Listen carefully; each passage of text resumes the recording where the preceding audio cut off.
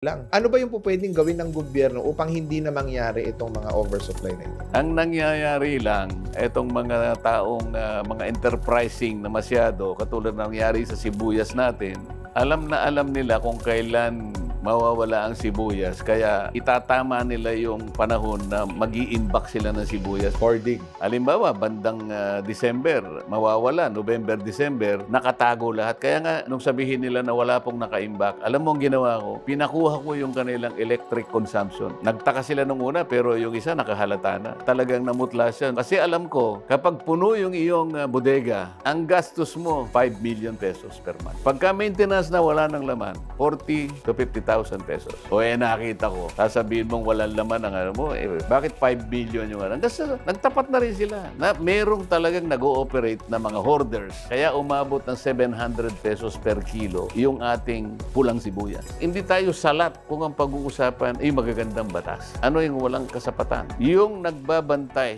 sa pagpapatupad ng mga batas. Sino ba dapat yun? Congress, oversight function. Anong binabantayan nila? Project. May partisipasyon ang pamahalaan kung bakit may mayaman at kung bakit may mahirap. Nakasulat yan letra por letra sa ating saligang batas.